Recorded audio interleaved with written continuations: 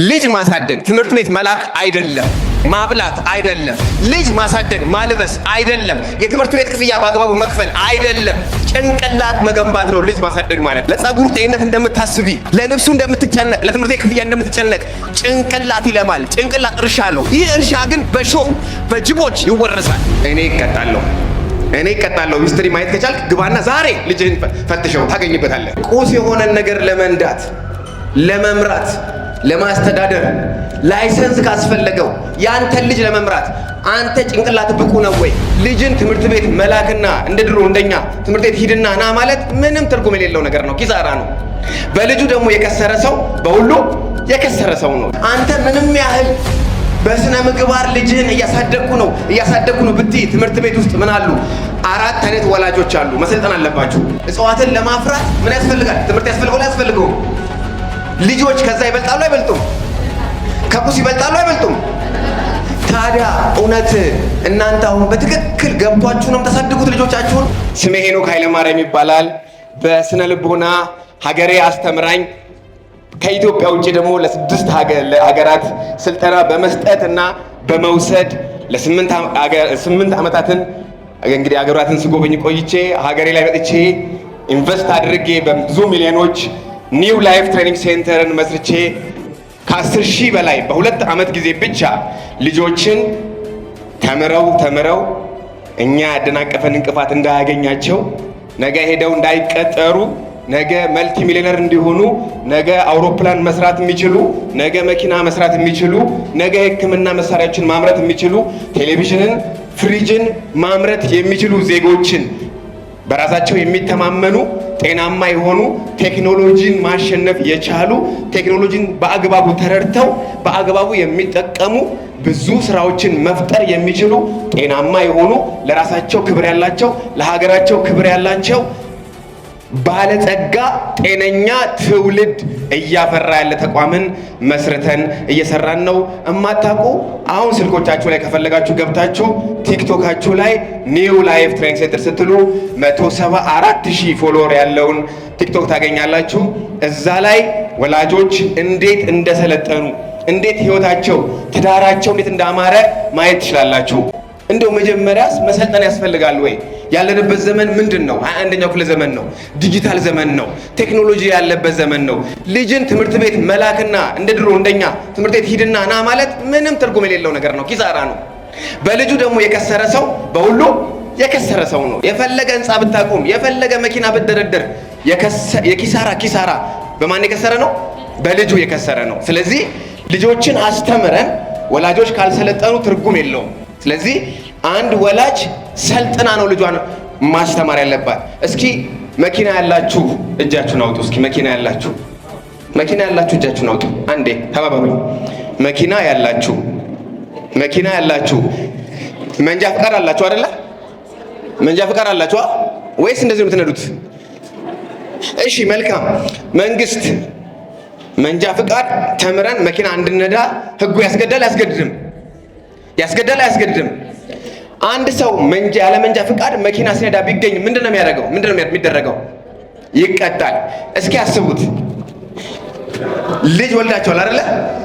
ልጅ እንዴት እንደሚያድግ ሰው መማር አለበት የለበትም? የለበትም? አብዛኛው ሰው በተለይ የ90ዎቹ እኛ ወላጆቻችን በቃ አለ ልጅ መውለድ ግዴታ ነው። ከኔ ጋር ናቸው። አንድ ሰው ግን ቁስ የሆነን ነገር ለመንዳት፣ ለመምራት፣ ለማስተዳደር ላይሰንስ ካስፈለገው ያንተን ልጅ ለመምራት አንተ ጭንቅላት ብቁ ነው ወይ? ልጅን እዚህ ምድር ላይ አመጥቶ ልጅን ለማስተዳደር ተውት። እሱ እንኳን አግሪካልቸር የሚባል ትምህርት አለ። ሰው ግብርና አትክልትን ለማሳደግ እጽዋትን ለማፍራት ምን ያስፈልጋል? ትምህርት ያስፈልገው። ልጆች ከዛ ይበልጣሉ አይበልጡም? ከቁስ ይበልጣሉ አይበልጡም? ታዲያ እውነት እናንተ አሁን በትክክል ገብቷችሁ ነው የምታሳድጉት ልጆቻችሁን? ዘመናዊ ሳይንሱ ምን እንደሚል፣ ልጅ ምን እንደሚያስፈልገው። ለአትክልት ፍግ ያስፈልጋል አይደለ? ፀሐይ ያስፈልገዋል፣ ብርሃን ያስፈልገዋል፣ ሙቀት ያስፈልገዋል፣ እንክብካቤ ያስፈልገዋል። አንድ ሰነፍ ገበሬ አለ፣ ጎበዝ ገበሬ አለ። ሰነፍ ገበሬ ምንድን ነው የሚያደርገው? ይዘራል፣ ይሄዳል። ምናልባት እንደ መጀመሪያ ሊያጥር ይችላል፣ አጥሮ ሊሄድ ይችላል። ነገር ግን ተመላልሶ የማያየው ከሆነ ዩሪያ፣ ዳፕ፣ ማዳበሪያ ስለሰጠው ብቻ እዛ ጋር ያለው እህል ይሆናል እንዴ? አይሆንም። ለምን? ውሻ መጥቶ አጥሩን ይቀደዋል። ምን ይቀደዋል? ወላጆች በደንብ አዳምጡ። ምን ይቀደዋል? ውሻ። ውሻ ማን ነው ነግራችኋለሁ በኋላ። ሁለተኛ ውሻ በቀደው ማን ይገባል? ማን ይገባል? ጅብ ይገባል። ጅብ ማን ነው ነግራችኋለሁ። ሶስተኛ እሾኩ፣ የታጠረበት እሾኩ ይረግፋል አይረግፍም? እዛ ቡቃያው ላይ ይረግፋል አይረግፍም? በጣም አሪፍ። ቀጥሎ ውሃ ከላይ ዘንቦ ውሃ ይቆጥራል አይቆጥርም? ያቃጥለዋል አይቃጥለውም? ውሃው ገበሬ ስለ እርሻ የሚያክሰው የሚገባው ይሄ ውሃው ከተኛ ቡቃያ ላይ ይቃጠላል አይቃጠልም? በጣም ጥሩ። ሌላው ሰርዶ የሚባል ነገር ታውቃላችሁ? ወይም አረም ታውቃላችሁ? አረም እኩል ከፍሬው ጋር ምን ያደርጋል? ከቡቃያው ጋር ይበቅላል። ከዛስ ምንድን ነው የሚያደርገው? ይሻመዋል። ምን ያደርገዋል? ይሻመዋል። አሁን እዚህ ትምህርት ቤት ውስጥ የኢትዮጵያ ትምህርት ቤት ውስጥ እነዚህ ሁሉ አሉ። ውሻዎች አሉ፣ ጅቦች አሉ፣ እሾዎች አሉ፣ ውሃ አለ፣ እንዲሁም ደግሞ አረምና ሰርዶ አለ አንተ ልጅ ጋር። ያ ማለት አንተ ምንም ያህል በስነ ምግባር ልጅህን እያሳደግኩ ነው ብትይ ትምህርት ቤት ውስጥ ምን አሉ? 4 አይነት ወላጆች አሉ። መሰልጠን አለባችሁ። 4 አይነት ወላጅ አለ። ኔግሌክት የሆነ ዴንታቢስ የሆነ እዚህ ውስጥ አለ። ዛሬ አልመጣ ደግሞ አለ። ዛሬ ተጠርቶ ትምህርት ቤት ሲባል የሚያመው ሰው አለ። ግና ትምህርት ቤት ሲጠራ ገንዘብ ሊጨምሩ ነው፣ ሊጠሩኝ ነው፣ ምን አገባኝ። በአመት አንዴ ሲጠራ የማይመጣ ወላጅ አለ። ኔግሌክት የሆነ ቢዝነሱን ብቻ የሚያራውጥ በጣም በቃ ብር በቃ ገንዘብ ልጁ በላ ጠጣ ነው በቃ። ከዛ በኋላ የለም። ልጅ ማሳደግ ትምህርት ቤት መላክ አይደለም። ልጅ ማሳደግ ማብላት አይደለም። ልጅ ማሳደግ ማልበስ አይደለም። የትምህርት ቤት ክፍያ በአግባቡ መክፈል አይደለም። ጭንቅላት መገንባት ነው ልጅ ማሳደግ ማለት። ምን መገንባት ነው? አዎ ለፀጉሩ ጤንነት እንደምታስቢ፣ ለልብሱ እንደምትጨነቅ፣ ለትምህርት ቤት ክፍያ እንደምትጨነቅ ጭንቅላት ይለማል። ጭንቅላት እርሻ ነው። ጭንቅላት ምንድን ነው?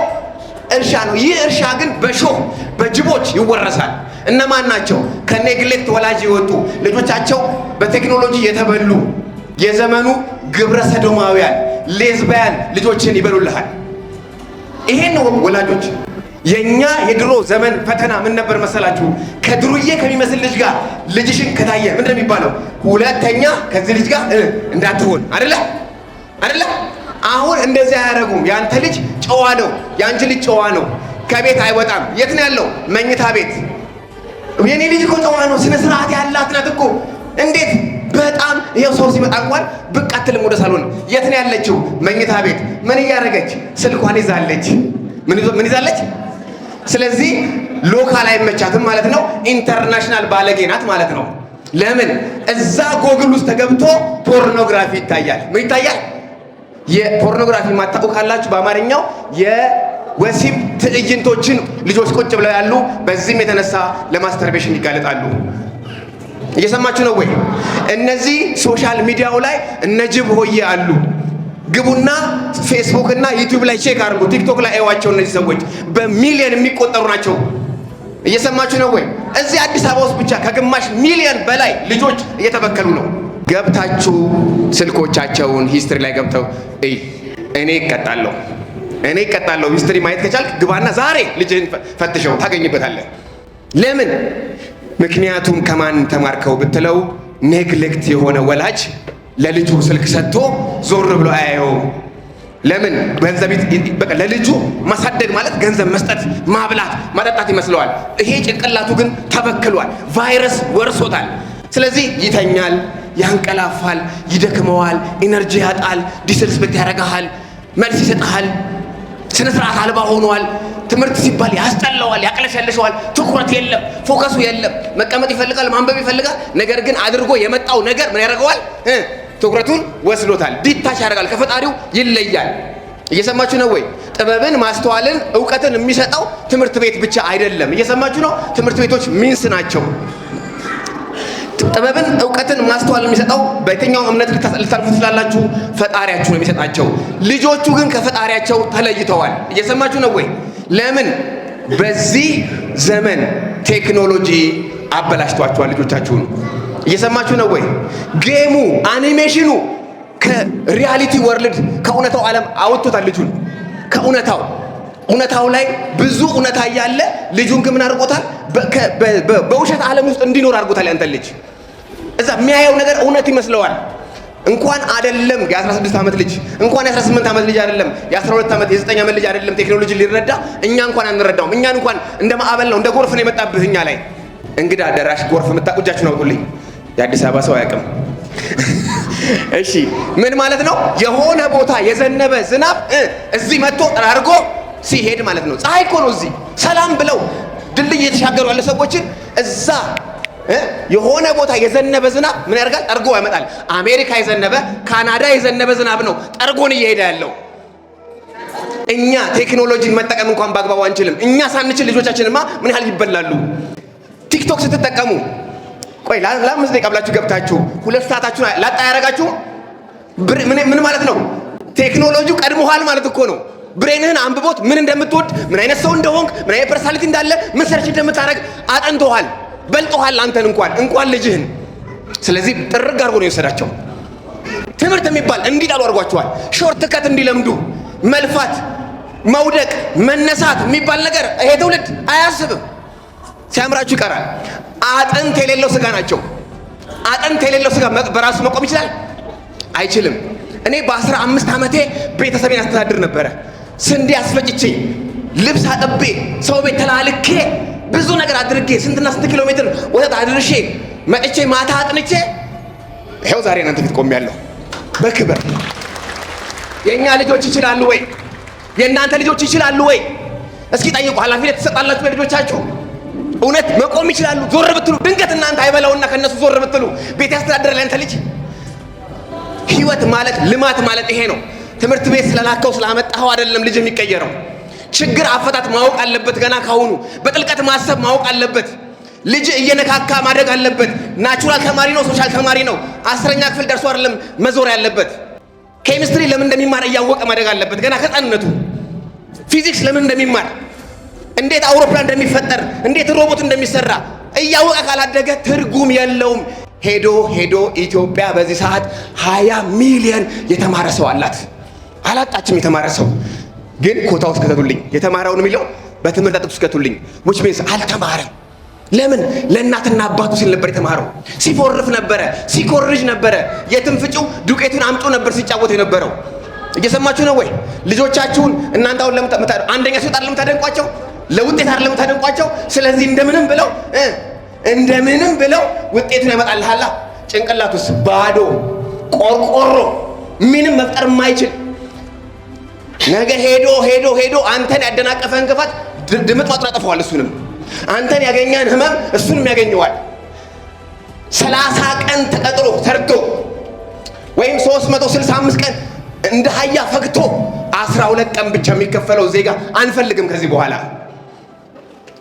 ያ እንዲሆን ከተፈለገ የሚፈጥሩ ብዙ ኢንዱስትሪዎችን እንደ ቻይና በ10 ዓመታት ነው አሜሪካን ጉሮሯን የያዘቻት። ምን አድርጋ? አዲሱ ጀነሬሽን ላይ ነው። ይሄ ያለፈውን ጀነሬሽን የከሸፈውን 20 ሚሊዮን የኢትዮጵያ ወጣት ዲግሪ ይዞ ጫት ቤት ነው የምታገኘው። ማስተርስ ይዞ ሺሻ ቤት ነው የምታገኘው። ለምን ይመስላል? ስላልተማረ አይደለም። ዘመኑን ዝም ብሎ ሲልከሰከስ ነበረ። ትምህርት ቤት ሲሄድ ሲመጣ ነበረ። ሲኮርጅ ሲፎርፍ ነበረ። ለእናትና አባቱ ሲማር ነበረ። ትምህርት እንኳን ምን እንደሆነ አያውቅም። ትምህርት ጥቅሙን እንኳን ገብቶት አይደለም የሚማረው። ቢገባውማ መክፈል ያለበትን ዋጋ ገና ዳዴ ሲል ጀምሮ መክፈል ይጀምር ነበረ። ልጅ እንዴት ማድረግ እንዳለበት ሳይንሱን ያስተምርሃል። ና እኔ ጋ ሳይኮሎጂውን አስተምርሃለሁ። እንዴት አድርገህ ልጅህን ማስተማር እንዳለብህ ገና ከ1 ዓመት ጀምሮ ጡጦ ከመጥባት እጅ ከመጥባት ጀምሮ እንዴት ፐርሰናሊቲ እንደሚሰራ እነግርሃለሁ። ሰገራ ፖፖ ስታለማምደው ምኑን እየሰራ እንደሆነ፣ ሲወድቅ እኔም ብለህ ስታነሳው ምን እያረክ እንደሆነ እነግርሃለሁ። ገና ከህፃንነቱ ጀምሮ እያንዳንዱን ነገር ምን ማድረግ እንዳለባችሁ ሳትዘገዩ ኑ። ጎረምሳ ልጅህን እንዴት አድርገህ ነው ነገ ሼፕ የምታደርገው? ነገ እንዴት ነው ፈጣሪ የምታደርገው? ነገ ብዙ ኢንዱስትሪ እንዴት ነው የሚያቆመው? እንዴት ነው ትምህርት የሚወድልህ ያንተ ልጅ? እንዴት ነው ጉርምስናውን ሆርሞኑን አሸንፎ ማዕበሉን አሸንፎ ከዚህ ከሚታየው ከሚሰማው መጥፎ ነገር ልጅህን እንዴት ነው የምታተርፈው? አሳይሃለሁ። 12 ኮርሶች ይሰጣሉ ለወላጅ ብቻ። ቀጥሎ ለልጆች ለልጆች ደግሞ 12 ኮርሶች ግቡና አሁን ኒው ላይፍ ማየት ስላላችሁ ልጆቹ ሲናገሩ የምር ኢትዮጵያዊ ናቸው ነው የምትሉት። 10,000 ተማሪዎች አሰልጥኛለሁ በዚህ 2 ዓመት ውስጥ እሳት የሆኑ ልጆች መፍጠር የሚችሉ ልጆች። ኢትዮጵያ እመኑኝ ከ3 10 ዓመታት በኋላ ከአፍሪካ ቁጥር 1 ሀገር ትሆናለች። አለማመን የእናንተ ጉዳይ ነው። ከአፍሪካ ቁጥር 1 ለምን መታችሁ ማዕከላችንን ጎብኙ። በተግባር ነው የሚማሩት። እዚህ ቲዮሪ ከነገርኩት በኋላ ሄዶ ነክቶ ገጥሞ ሰርቶ ያሳየኛል። ሽቶ እንዴት እንደሚመረት እነግርሃለሁ። እንዴት ኮንዲሽነር እንዴት እንደሚመረት ይሄ ነው ህይወት የሚሆነው። ዳቦ የሚሆነው ይሄ ነው። ኬሚስትሪ ስላስተማርከው ናይትሮጂን ሶዲየም ብሎ ስለሸመደደ ህይወት አይሆንም። ህይወቱ መሶብ ሲከፈት ምንድን ነው ያለው? ዳቦ ነው ያለው። የቤት ኪራይ ነው፣ ዳይበር ነው ያለው አይደለ? መኪና ነው፣ ቤት ነው አይደለ ያለው። ልጅ ቢዝነስ እያወቀ ማደግ አለበት። ገና ከታች ጀምሮ ስለ ገንዘብ፣ ስለ ሚሊዮነርነት ፕሮግራም እያደረግነው ማሳደግ አለብን። ስለ ሀብት፣ ስለ ብልጽግና ማማ ከፍታ ምን እንደሆነ፣ ራስን ማክበር፣ ራስን መውደድ፣ ራስን ማድነቅ፣ ራስን መቀበል። ልጆች ራሱን ሲወድ፣ ራሱን ሲያከብር፣ ራሱን ከማንም ጋር ሳያነጻጸር፣ ሳያኮፍ፣ ሳይቀና፣ ምቀኛ ሳይሆን። አበሻ ምንድን ነው? ምቀኛ። ለምን ይመስላችኋል ምቀኛ ይሆን ነው? እንደ ሀገር እኮ ምቀኛ ነን። ለምን መሰላችሁ? ከህፃንነት ጀምሮ ልጁ አልበላ ሲል ማንኪያ ይዘን ምንድን ነው የምናደርገው? ለሱ ላብላው ስትዩ የጠገበው ልጅ ምን ይላል? ይላል። እውነት ሐሰት ይላል አይልም? ምን አደረግነው ማለት ነው? ክፉ ምቀኛ። ጓደኛው አንደኛ ሲወጣ ደሙ አይን ይለብሳል። አይደለም ጓደኛው ወንድሙ ቢበልጠው ደሙ አይን ይለብሳል። ለሱ ጫማ ከተገዛለት ለምን አልተገዛም ለኔ ይላል። ቅናት አስተምረናቸው ነው። ክፋት አስተምረናቸው ያሳደግናቸው። እያንዳንዷ ቤት ውስጥ የምታረጊያት ነገር ስህተት እንደሆነ አሳይሻለሁ። ስትመጪ ታቆሚያለሽ። ከዛ በኋላ ልጅን መስደብ፣ ማንጓጠጥ፣ ልጅን እንደ ጣል ልጅ እንደ ቁመቱ ማየት ስህተት። ልጅ ትልቅ ነው፣ ውስጡ ትልቅ ነው። ዛሬ ያላከበርሽው ልጅ ነገ ትልቅ ሰው መሆን አይችልም። ዛሬ ያልሰማኸው ልጅ፣ ዛሬ ያልተቀጣህለት ልጅ ሊቀጣ ይገባል። አንተ ስልክ እየጎረጎርክ ስልክ አትይ ማለት አትችልም። አንተም ልትቀጣ ይገባል። አንተ አቁመህ ነው ስልክ እናቁም ብለህ ነው የምታቆመው። የሚባል ነገር የለም። አንብብ የሚባል ዘመን ቆሟል። ይፎግራል ነው እንደሚልክ ይፎግራል። እንደሱ ቲክቶኩን እያያዘ እያለ እየገለፈጠ ስንት ሰዓት ሙሉ እኔን አጥራ ይለኛል እንደሚልት ይሄ ትውልድ። ስለዚህ ይሄን ትውልድ አንድ ስቴፕ ቀድሞ ነው ሄዷል። እየሰማችሁ ነው ወይ? እንደ ድሮ እኔ ብቻ ያልኩት ይሁን፣ እንደ ደርግ ዘመነ መንግስት በቃ ዲክታተር ሆነ። በዚህ ጋር እኔ ብቻ ያልኩት ነገር ይሁን አይሰራም። በዚህ ዘመን ልጅን ታጠዋለህ። እስኪ ጎረምት ነው የሚጠብቀው። እግር እስከሚያወጣ ነው ያሳይሃል። ምን ነው ባልወለድኩ የሚያሰኙ ትውልዶች እየመጡ ነው።